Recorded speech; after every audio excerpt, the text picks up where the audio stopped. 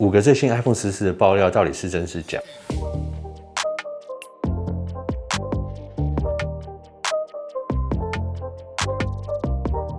大家好，我是吴连。那距离上次我们讲到 iPhone 14的爆料，距离现在有一段时间了。那最近又有蛮多一些新的消息，而且不同管道、不同国家、不同语言都有爆料出来。那其实有一些好像有可能性，可是感觉又离我们很遥远，好像很夸张的这些，我们都把它抓出来，然后跟大家一起讨论。那我们今天就来讲5个最近的爆料，再来讲说它的可能性是多少，或是你们对这些爆料有什么看法？那我们就开始吧。OK， 第一个呢，他们讲到就是这个使用钛合金的这个材质。那其实这个我也讲非常多次，因为其实每一年都有这个消息传出来。我也在去年有一个非常可靠的一个来源，就是他先前的给消息都非常正确。他提到说今年他说去年确定没有，他说今年应该会有钛合金在上面。那可是到目前为止呢，我去问到的消息又是说他们没有看到说，在这个他们有一个讲法，在这个机体设计的部分没有看到钛合金使用在里面。其中一个原因就是它在制造的过程，因为并不只是直接是一个钛合金的使用，因为他们需要用合成的方式。那我不知道它最大的目的是为了减轻重量呢，还是有其他的考量。那据说到目前为止，这个生产的制程是有点困难，所以在今年我们还不会看到钛合金的这个地方。那其实钛合金的材质，苹果先前也不是没有用过嘛。苹果手表我们现在都还是有钛合金的材质在上面。可当然在手表上面，他们把它划分的只是一个材质上面的区分，跟它这个手机的等级来讲并不太一样。手机 Pro 系列它就是一个比较高的等级，那据说有的话就会先放在 Pro 系列上面。那以苹果手表来讲，为什么可以那么快很早就可以开始有钛合金？因为其实苹果手表它的产能产量跟 iPhone 远远不能相比，然后它又是把它划分在苹果手表比较高规的这个部分，它在里面的处理器效能啊，或整体的使用功能上面没有一个真正的差距来讲，本来会去买到钛合金版本的人就很少。可是当苹果如果今天决定真的把钛合金使用在不管是全线 Pro 系列或是 Pro Max 什么这两者系列上面来讲，它所需要的产能是非常非常非常大，而且要确保说这个量产的过程不会造成太多成本的增加，然后也不会出什么问题。所以也因为这个原因呢，我觉得当然就是还是走比较安全的方式会比较好。那如果说因为改成这个钛合金的边框可以让它轻个几克来讲，那以现在 iPhone Pro Max 这个机种来讲，我觉得倒是比较需要。但是好像除了我之外，也很少人，偶尔有1-2个听到人家抱怨手机太重。大家似乎对这个手机越做越重这一点是还可以接受的，所以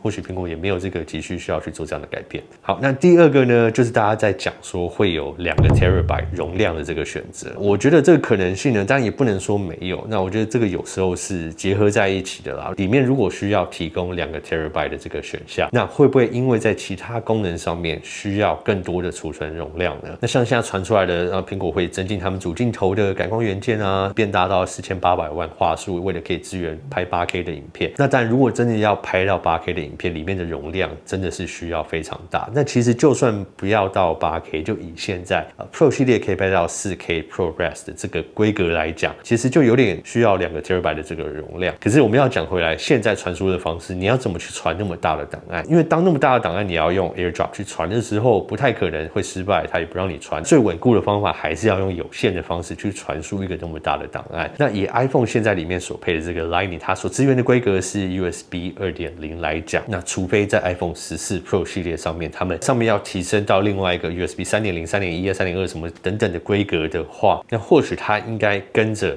比如说 iPhone 有一天真的决定换到一个新的接孔，或是升级它的传输速度之后，再有提供一个更大的容量，可能会是一个比较合理的方式。好，那第3个大家现在传出来的就是，那有人说呢，他已经得到这个新的处理器的跑分测试在新的 iPhone 上面。那他们说看到跑分上面有蛮大的进步，可是不完全是归功于这个新的处理器，那反而是归功它里面整体机型的全新的设计，然后加入更好的散热。那这个地方我觉得或许也有道理，因为现在传出来就是说今年的 A16 可能不会是真的 A16那就是说在可能14中阶入门版本放入这个 A15 的升级版，把它叫做 A16， 然后在 Pro 系列再把它放入再更高阶一点，用这种方式来好像不用真的去更新它处理器的世代，可是让我们感觉有更新。那还有另一点，我们在另一支影片有讲到，就里面使用的记忆体现在又做了一个升级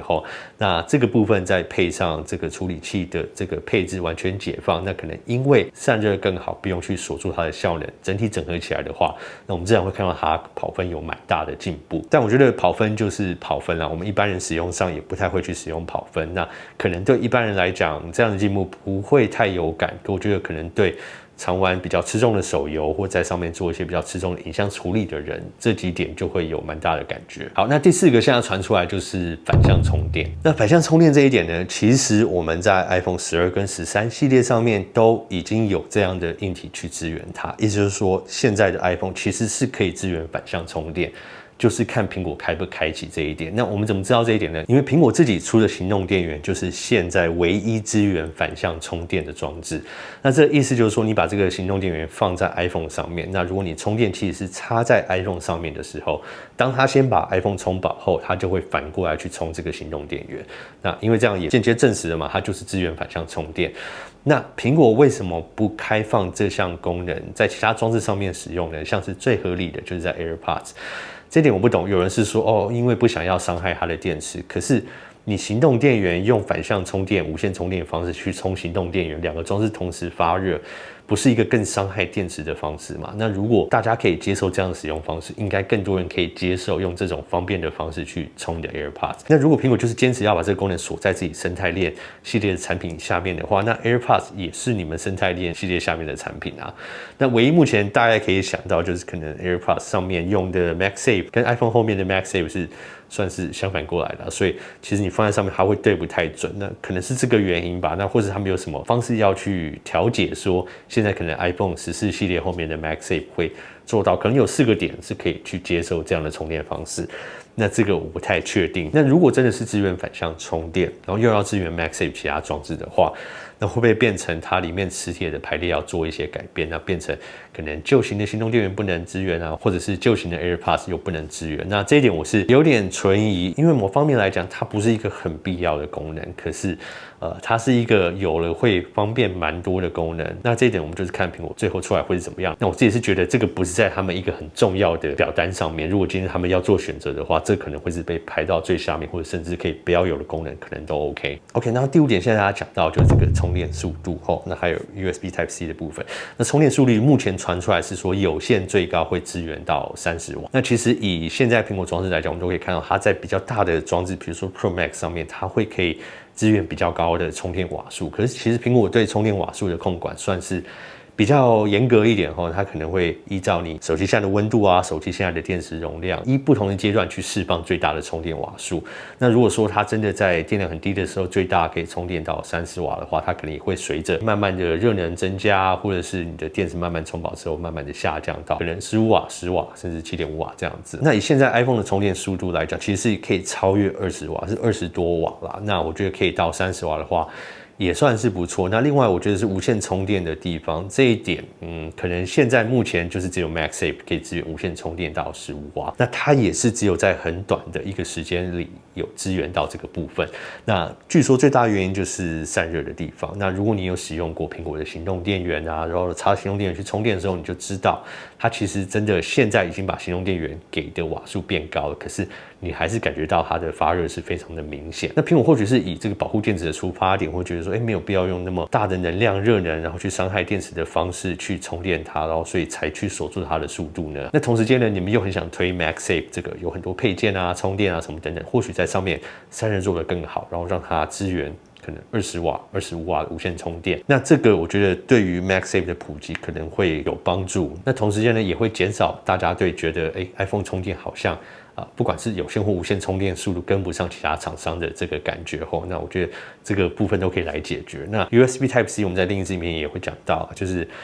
我觉得这个传言到现在为止，如果我们还没有一个很确定说今年至少 Pro 系列或什么系列上面会有 Type-C 的话，那应该今年可能性会非常小。那苹果的这个期限就是在明年嘛，所以今年我觉得比较可以期待看到的就是还是 Lightning 的接头在上面OK， 好，那关于这5个点，那最近还有一些慢慢，反正越来越接近这个上市的时间，我们现在目前知道应该是在9月初或9月中，那可能会有更多更确定或是一些工厂流出来的这些照片传出来的话，那我们都会同时在这边跟大家做一些更新啊，或是你们大家有什么资讯想提供的话，都可以私讯我的 IG 跟 Twitter OK， 好，那你们有什么其他想讨论的话，都欢迎在下面留言。我是苹果店，我们下次影片见喽，拜。